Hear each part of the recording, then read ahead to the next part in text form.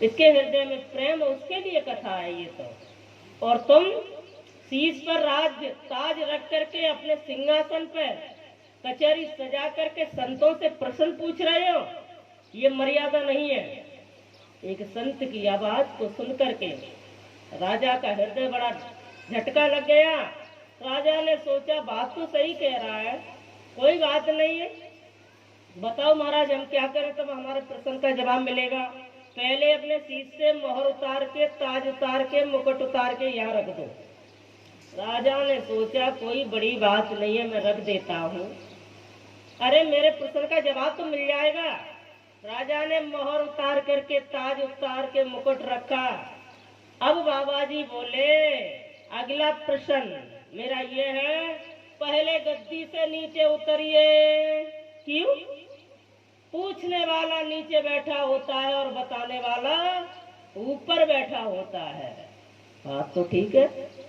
राजा साहब ने कही उतर जाता हूँ, थोड़ी बहुत देर में क्या होता है, मेरे प्रश्न का जवाब तो मिल जाएगा।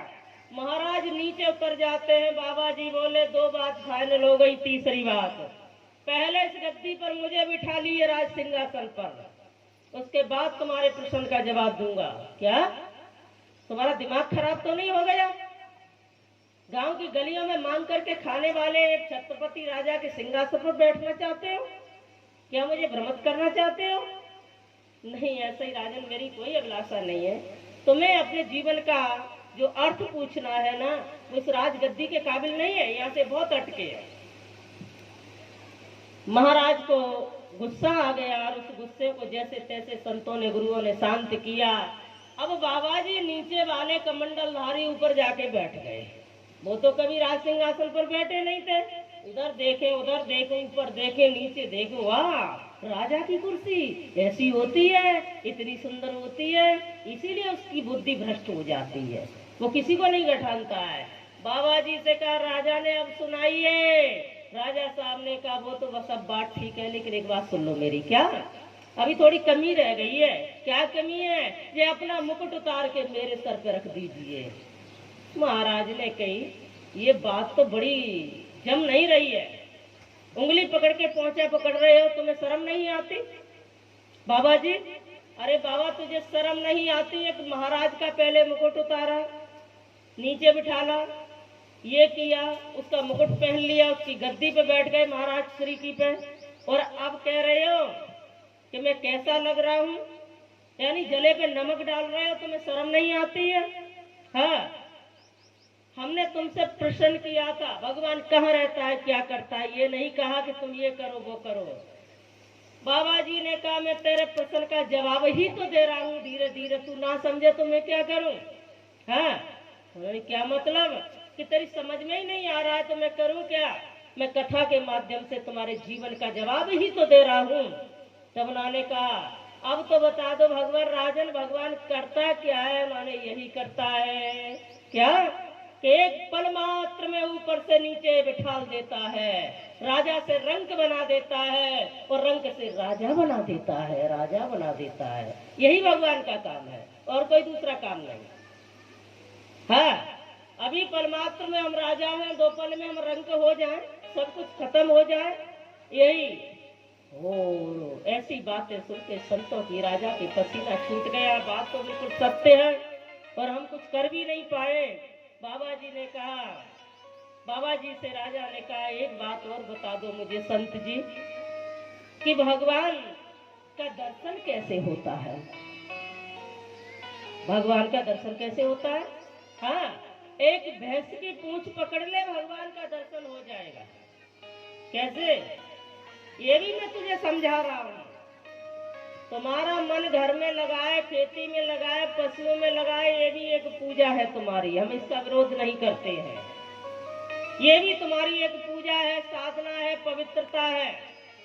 और अगर उस सेवा को तुम कर ही रहे हो तो इतने भाव से कहो जैसे कि एक भक्त ने अपनी भैंस में भगवान का दर्शन कर लिया था।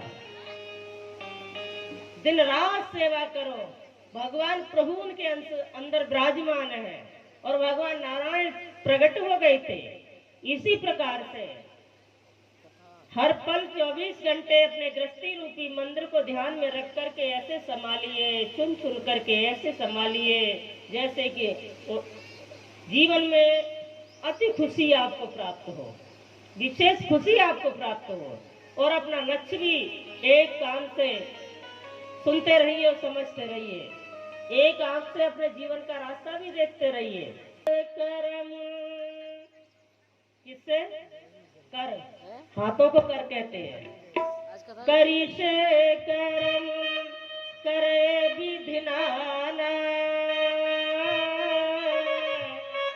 मन राखो जहाँ कृपा निधान हो। कर से कर्म करहु विधि नाना, मन राखो जहाँ कृपा निधाना। राम सिया राम, सिया राम जय जय राम। राम सिया राम, सिया राम जय जय राम।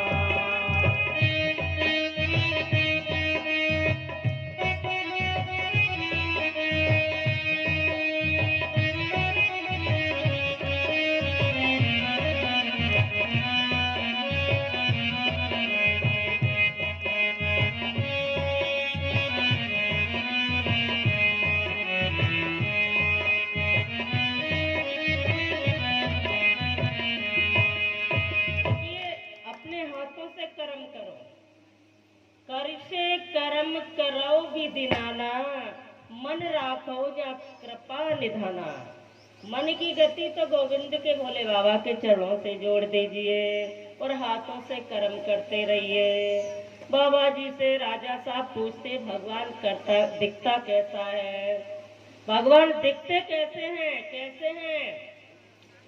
बाबा जी ने कहा राजा साहब ये भी बात बड़ी कठिन है। क्यों? इतनी सरलता से भगवान नहीं दिख जाता है। पूंछ का उदाहरण इसीलिए दिया है, पहले भैंस खरीदो, तुम्हारी भाषा तुम्हें समझा रही है। पहले भैंस खरीदो, उसकी भोजन व्यवस्था करो, बांधने की व्यवस्था करो, स्नान ध्यान सेवा पूजा करो, और जब उनका पेट भर जाए समय आने पर वो दूध देती है गाय और भैंस, और दूध निकाल करके धार निकाल करके उसके बाद में उस दूध को गर्म करो, दही बनाओ, और दही बना करके फिर दही का मंथन करो, फिर मक्खन निकालो।